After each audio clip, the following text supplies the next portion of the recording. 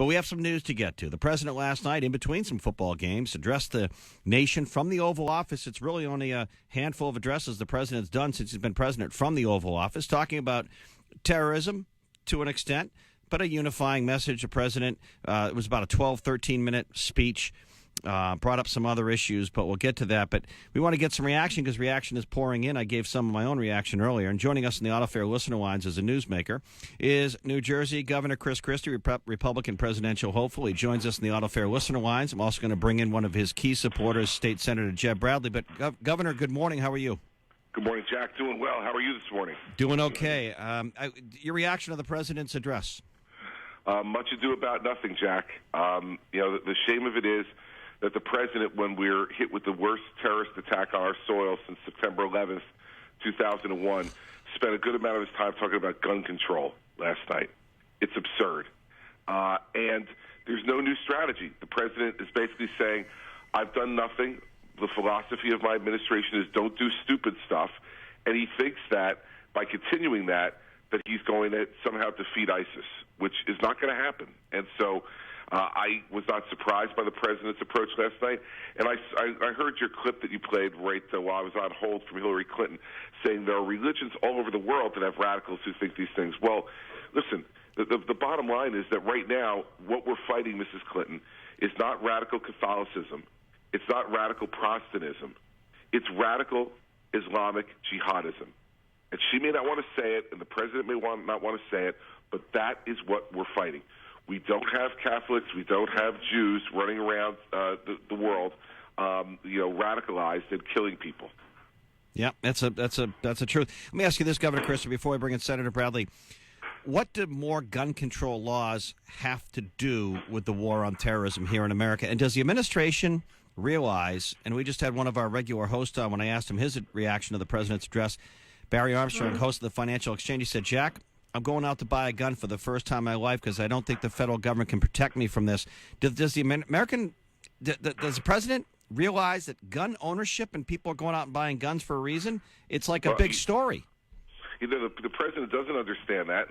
Listen, what the president believes here, incredibly, is that somehow people who are radicalized domestically as terrorists by radical Muslims are going to somehow follow his gun control laws. This is a guy who lives in a fantasy land. He lives in the world as he wishes it were, not the world as it really is. And let me tell everybody, because I heard you talking sports also right before I came on, here's the president. The president on offense against terrorism plays the four corners. He plays stall ball. And on defense, to defend the homeland, he plays a prevent defense. And we all know who are football fans. The only thing the prevent defense does is prevent you from winning. All right, Governor Christie, let me bring in one of your supporters. You've been getting a lot of these endorsements. State Senator Jeb Bradley, good morning, sir. Senator?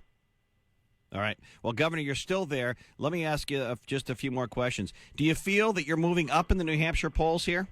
Yeah, I mean, everything seems to be, trending really well in New Hampshire, Jack. And it's not just poll numbers, which obviously have gotten better as well. And we now have higher favorability ratings than any Republican presidential candidate in New Hampshire, according to the recent PPP poll. But beyond that, it's the crowds that are showing up at our town hall meetings, over 350 in Loudoun last week. We'll be back to do more town halls this week. And the reaction that we're getting from really respected Republican activists and office holders across New Hampshire. The endorsement last week from Donna Sitek, the former Speaker of the House, the endorsement from Renee and Danny Plummer, the Republican activists on the Seacoast. These are endorsements that everyone in the field was competing for, and they're now coming to us because they believe that I'm the best person to defeat Hillary Clinton and the best person to keep America safe as president. Well, I appreciate that. Let me ask you this, Governor Christie, since State Senator Bradley wanted to get you on this morning. You have to say something nice about him, or he's going to be upset at me. He's one of our regular contributors on Wednesday. Well, you know that one of my first appearances on your show, Jack, was when Senator Bradley was substitute hosting for you.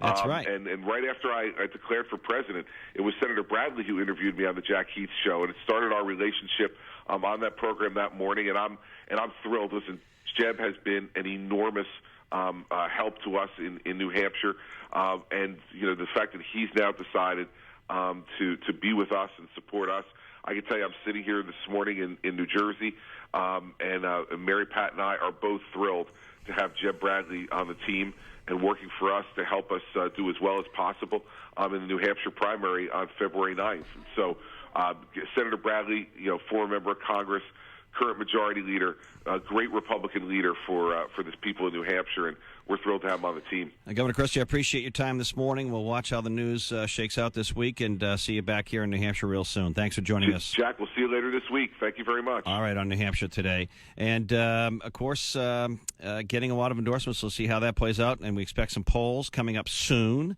that might show some of the movement here in New Hampshire. Senator, I don't know, maybe it was the New Jersey phone thing going on. I appreciate it. You got a glowing report from Chris Christie, so I'll let you come on for a moment here, and I appreciate it. How are you, sir? Good morning, Jack. How are you? I'm good, thanks. And I know you were busy up in the White Mountains this weekend. But no, some tough stuff. And Chris Christie not mincing any words there in his reaction to the president's Oval Office address last night.